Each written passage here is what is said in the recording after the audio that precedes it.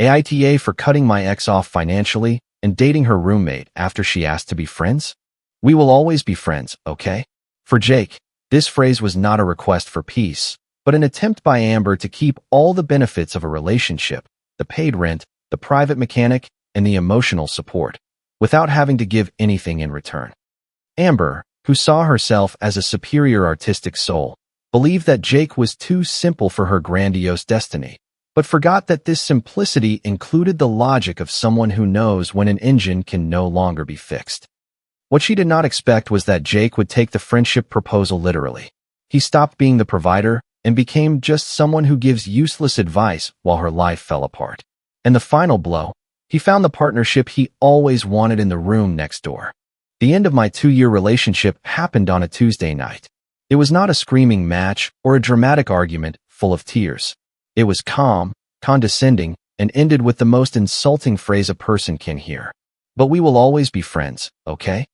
My now ex-girlfriend, Amber, had been acting distant for weeks.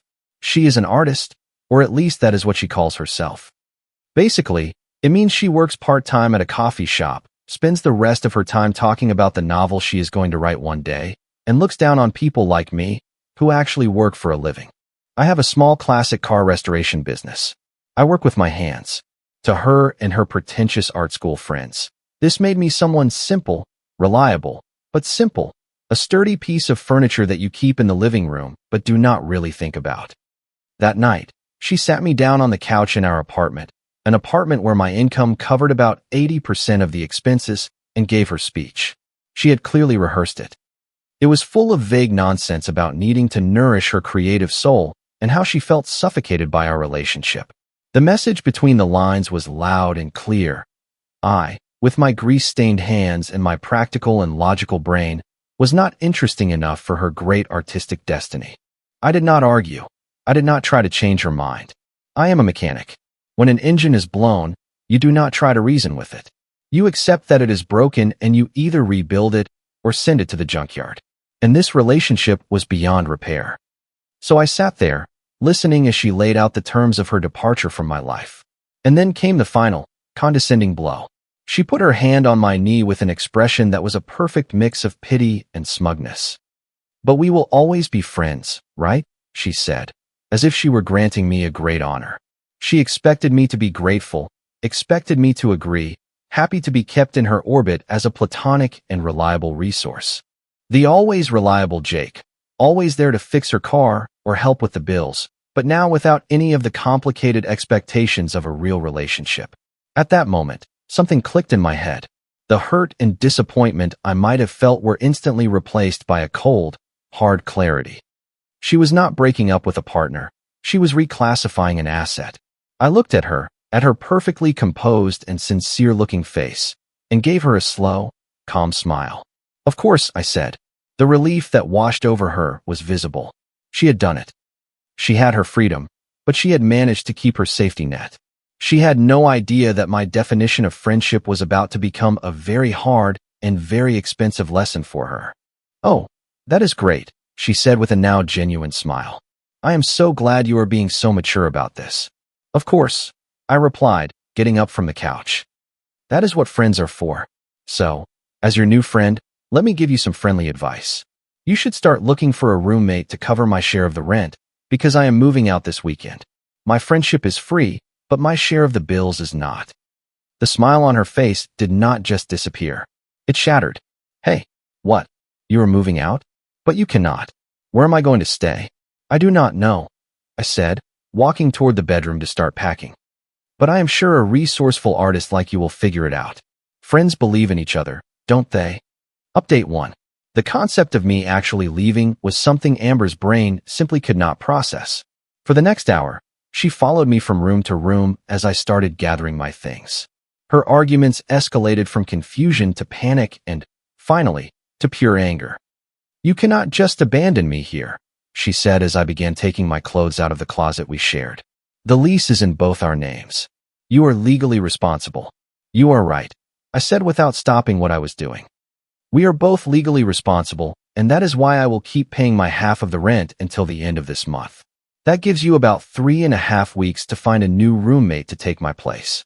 or we can break the lease together, which comes with a $2,000 penalty that we would split. I am comfortable with either option. The choice is yours. The mention of a $1,000 penalty, an amount she absolutely did not have, brought a new wave of panic to her face. Her part-time job was for what she called inspiration money, enough to cover her daily coffee and art supplies. I was the one who handled the real living costs. I cannot afford that, and I cannot find a roommate in 3 weeks.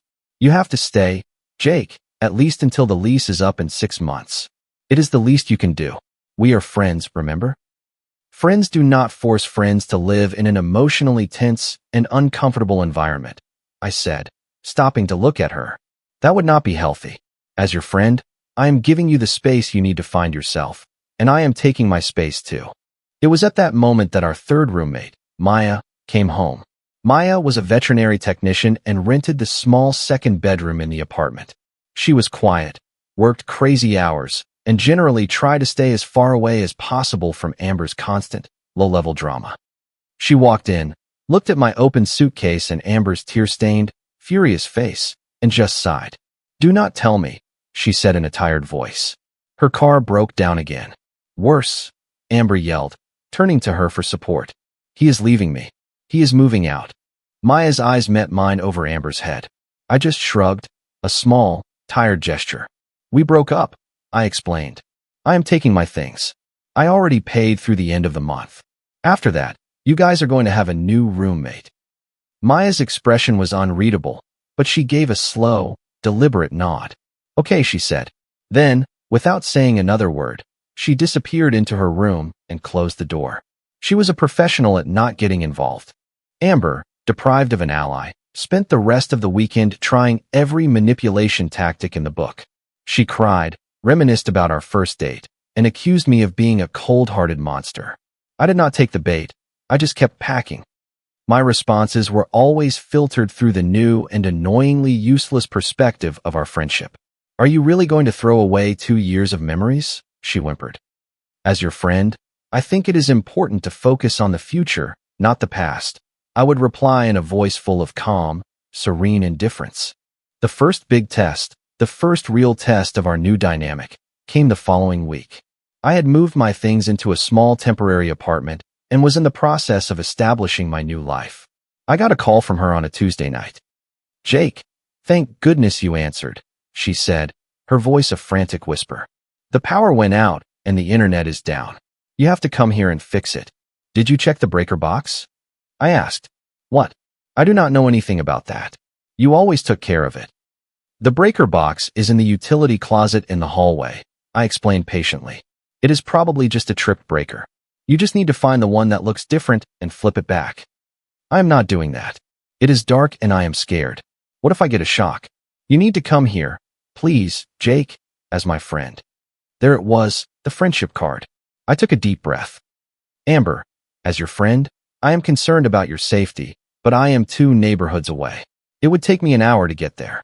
The fastest solution is for you to call the building maintenance emergency number. That is what it is for. They have someone on call 24 hours a day, 7 days a week. The number is on the fridge." There was a moment of shocked silence on the other end of the line. She was so used to me being her personal on-call handyman that the idea of using a normal, conventional solution had never even occurred to her. "But they're going to charge for that, are they not?" she asked in a small voice. "They might charge," I said. "But as your friend, I think your safety and comfort are worth it. Do you not agree? You can do this. Let me know how it goes later." I hung up before she could argue. The calls and texts continued, of course. A few days later, it was about her car making a strange noise. I advised her to take it to a trusted mechanic. When she complained about the cost, I, as a friend, advised her to start a savings account for car repairs. Every problem she encountered, a problem I would have solved without a second thought, was now met with a wall of calm, friendly, and completely useless advice. I was her friend, and friends, I was teaching her, do not solve your problems for you. They just pat you on the back and wish you good luck. Update 2. The slow-motion implosion of Amber's life continued over the next month, and I had a front-row seat thanks to my new and unlikely friendship with Maya. After I moved out, Maya and I started exchanging messages. It started as a sort of battlefield intelligence exchange.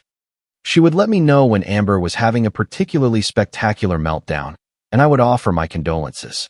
I learned that Amber's search for a roommate was a complete disaster. She was not looking for someone to split the rent. She was looking for a replacement for me. The ad she posted was an endless list of demands. The new roommate had to be clean, quiet, financially stable, and willing to help with household chores. She was essentially trying to hire a new live-in boyfriend who would also pay her bills. Unsurprisingly, no one showed up. One night, Maya sent me a message sounding more stressed than usual. Her dog, a messy terrier mix named Buster, was sick. He was lethargic and did not want to eat. And she was starting to panic. The emergency veterinary clinic was across town, and she was afraid to take him on the bus. Amber had gone out with a new guy she met at a poetry reading. She wrote, "I do not know who else to turn to. I did not even think twice. I am on my way," I replied. I took her and Buster to the clinic. We spent the next 4 hours in the waiting room talking about everything and nothing.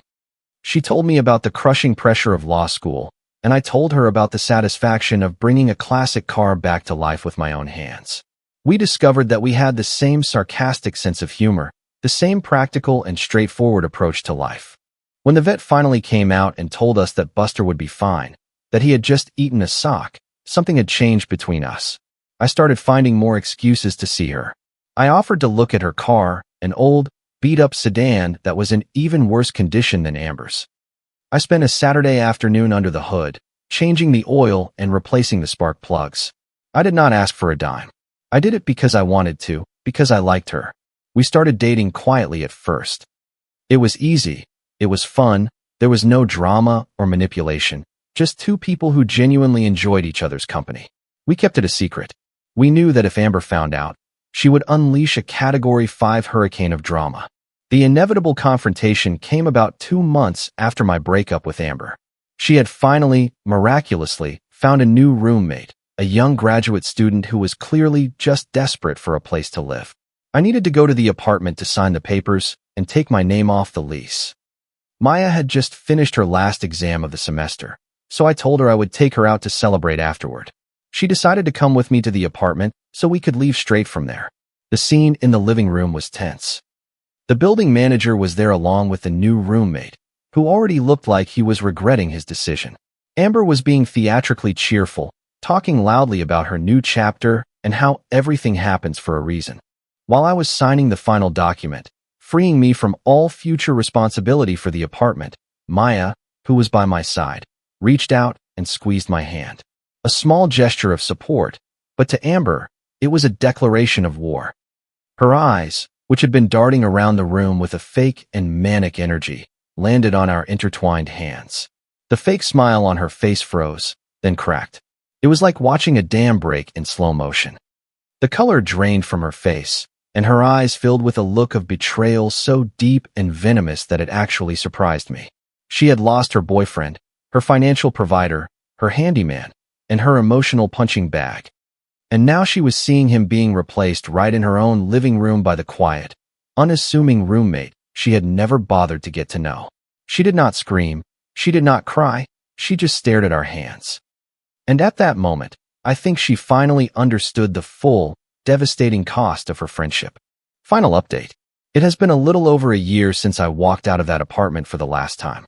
My life and Amber's life continued on different paths. The paths she was so eager to explore.